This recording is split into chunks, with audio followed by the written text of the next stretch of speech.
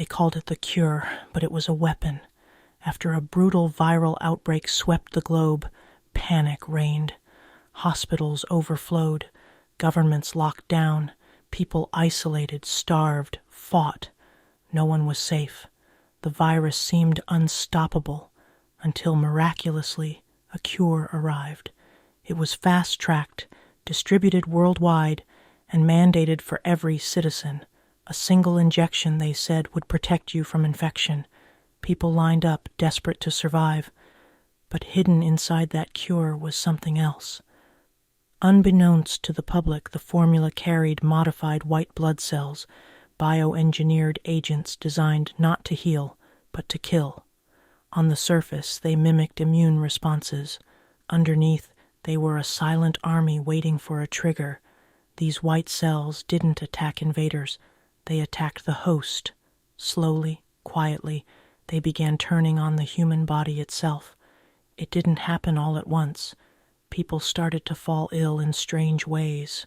One man lost vision in his left eye. A healthy teenager collapsed at school with unexplained nerve damage. Young mothers developed organ failure, misdiagnosed as rare autoimmune diseases. The symptoms varied, but the root cause was always the same. The body was being destroyed from within. Doctors couldn't explain it. Specialists blamed stress, environment, diet, bad genes, but none of it made sense. Then came the patterns. Whistleblowers from biotech labs started disappearing. Internal documents were leaked, detailing how the injections had been designed with a population reduction feature. Buried in technical jargon was a single line translated again and again. Host viability override programmed, initiate sequence based on density. It meant the cells had a trigger, a switch. Something set them off once enough people were infected. And once they began, they didn't stop. By the time anyone realized the truth, it was too late. The cells were in billions of people, quietly carrying out their orders. This wasn't medicine. It was control. Genocide disguised as a miracle. Governments denied everything. News anchors rolled their eyes at conspiracy theories. Fact-checkers flooded the internet. But underground channels showed otherwise. Families filmed their loved ones wasting away with no diagnosis. Some people aged decades in weeks. Others dissolved from the inside out. The medical industry scrambled to explain it, but the truth had already rooted itself in the minds of millions. The cure was never meant to save you. It was meant to choose who survived. Some called it a culling, others a reset. The plan had always been slow, subtle, and irreversible. Make it look natural. Blame genetics, climate, viruses. Say it's random. Hide it in plain sight. And they did. The first wave of deaths were small, barely noticed in a sea of post-pandemic chaos. But then the numbers grew, not loud enough to spark riots, but fast enough to empty neighborhoods. Entire families disappeared. Whole towns became quiet. And still, no one admitted anything. A small group of rogue scientists, once part of the project, fled the country and began publishing research online. They confirmed the bioengineered white cells were programmed with fail-safes. Any attempt to kill them triggered worse responses. Attempts to create a counter-vaccine sped up the deterioration. The cure had no off switch. Rumors spread that these scientists were hunted down. Some vanished mid-broadcast, their labs raided and burned, but not before millions saw the truth. The injections were not only lethal, they were intelligent. The engineered white cells weren't just destroying bodies, they were learning from them. Researchers began to suspect the cells were sharing data across hosts, evolving with each infection. Victims in different parts of the world started exhibiting identical patterns of breakdown, as if guided by a central intelligence. People weren't just dying, they were being studied. It wasn't random. It was precise. One former CDC analyst, known only as Halder, released a chilling theory. The cells operated on a hive mind protocol. They could recognize the resistance of each host and change their strategy.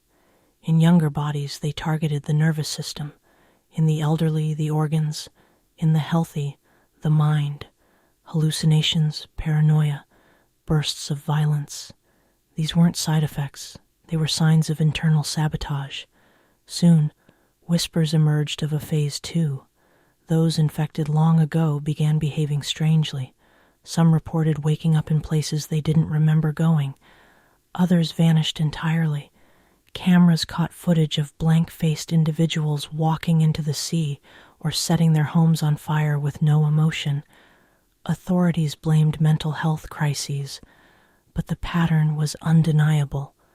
The white cells weren't just designed to kill. They were designed to erase. One unsettling discovery came from an abandoned research facility near Zurich. Scientists had left behind audio logs detailing test subjects who entered a catatonic state, but whose brains lit up with unprecedented activity. It was as if the body shut down, but the mind went somewhere else, somewhere deep. A few theorized that the cells had found a way to upload the host's consciousness. No one could prove it, but the idea spread like wildfire. Was the cure a biological weapon or the beginning of something worse? Religious cults began worshipping the white cells, calling them the harvesters. Others believed this was mankind's punishment for playing God, but some just wanted to survive. Underground communities formed, using blood filtration and radiation to kill off the cells. None of it worked for long. Whatever had been done to humanity, it couldn't be undone, and somewhere in the silence between heartbeats, people began to understand. This wasn't about viruses, governments, or even control anymore. It was about extinction, but not the kind anyone expected, not death by war or bomb or disease. This was the end from within. The white cells adapted. They mapped the host's body, identified weaknesses, and exploited them one organ at a time. Stories began to surface about people who refused the injection, isolated survivors living off-grid, untouched by the sickness. They were branded as dangerous, selfish, even criminal, but they were alive, and as the world darkened, more people began to believe them. In cities, strange signs appeared. People spoke of hearing their own heartbeat louder than before, of bones that ached without reason, of dreams filled with static and whispering voices. Some swore they felt things crawling beneath their skin. Medical scans showed nothing, but the feeling never stopped. In hospitals, nurses quit in droves. There were too many patients, and no one knew how to help them. Some who were dying seemed to understand. They cried, not in pain, but in betrayal. The last broadcasts from global health organizations urged calm, encouraged more treatments, offered reassurances, but no one trusted them anymore. The world was unraveling. Technology couldn't stop it. Medicine couldn't save it. What was once seen as progress had become poison. Eventually, the internet began to collapse. Too many outages, too many power failures, and then the final whisper went out. If your body feels like it's turning on you, it is. They say now the white cells still roam inside the human race, mutating silently, refining their mission. No one knows how many people are left or how long we have. Survivors speak only in whispers. They cover their skin. They burn the syringes they find buried in old clinics. And they remember the words carved into a bunker wall, somewhere in the ashes of a fallen city. They called it the cure, but we were the disease. We were the disease.